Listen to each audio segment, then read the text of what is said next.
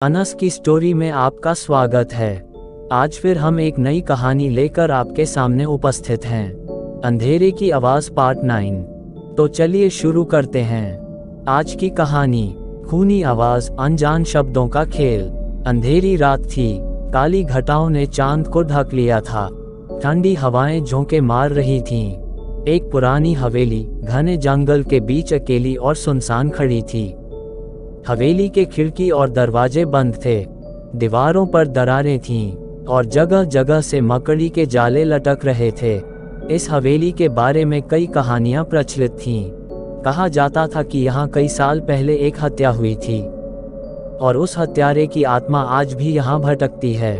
इस हवेली के पास रहने वाले लोग डरते थे, रात में यहाँ से आने वाली अजीबोगरीब आवाज़ों से। कुछ लोगों ने दावा किया था कि उन्होंने हवेली के अंदर एक खूनी आवाज़ सुनी थी जो अजीबोगरीब शब्द बोल रही थी। एक दिन कुछ लोग जो एडवेंचर करने का शौक रखते थे और डर के मारे रोमांचित होते थे, उन लोगों ने उस खूनी हवेली में जाने का फैसला किया। वे लोग रात में उस हवेली के लिए निकल गए। उन्होंने हवेली में घुसने का फैसला किया। उनमें से एक रीमा एक साहसी लड़की थी जो डर से पीछे नहीं हटती थी। बाकी लोग डरते हुए भी उसके साथ चलने को तैयार हो गए। हवेली के अंदर का नज़ारा और भी भयानक था। फर्नीचर पुराना और टूटा हुआ था, दीवारों पर खून के धब्बे थे और हवा में एक अजीबोगरीब गंध थी। युवाओं ने हवेली के हर कोने को छान मारा, लेकिन उन्हें कोई नहीं मिला। तभी उन्हें एक कमरे में एक पुरानी किताब मिली। उन्होंने किताब खोली और उसमें लिखे शब्दों को पढ़ने लगे। शब्द अजीबोगरीब भाषा में लिखे थे जिन्हें कोई समझ नहीं पा रहा था। तभी रीमा ने एक शब्द पहचाना, खून। अचानक हवेली में एक खूनी आवाज़ सुनाई देने लगी। आवाज़ ने उन अजीबोगरीब शब्दों को दोहराना शुरू कर दिया जो किताब में लिखे थे। वे लोग डर गए और भागने लगे। जब वे भाग रहे थे तो उन्होंने देखा कि एक खूनी आकृति उनके पीछे आ रही है। आकृति धीरे धीरे चल रही थी, लेकिन लगातार उनका पीछा कर रही थी। वे सभी लोग एक कमरे में छिप गए। आकृति कमरे के बाहर रुक गई।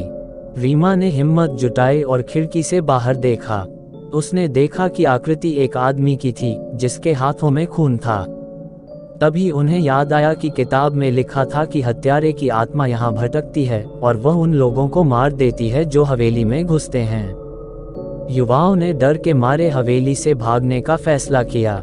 वे खिड़की से बाहर कूद गए और भागने लगे। वे सभी हवेली से दूर भाग रहे थे। तभी रीमा फिसलकर गिर गई। बाकी लोग उसके पास गए। तभी उन्हें खूनी आकृति दिखाई दी। आकृति रीमा के पास आने लगी। रीमा डर से कांप रही थी।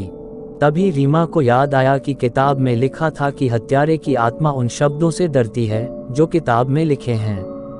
रीमा ने किताब उठाई और उन अजीबोगरीब शब्दों को पढ़ना शुरू कर दिया। जैसे ही उसने शब्दों को पढ़ा, आकृति पीछे हटने लगी।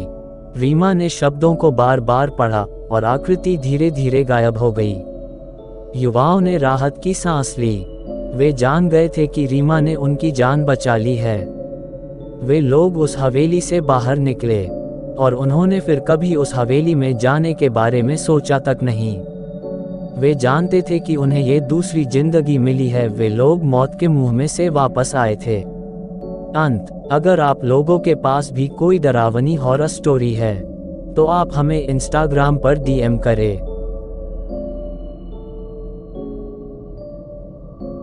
अगर आपको वीडियो अच्छी लगी हो तो प्लीज़ वीडियो को लाइक करें और चैनल को भी सब्सक्राइब करके बेल नोटिफिकेशन को ऑल पर प्रेस कर दें। Thanks for your watching.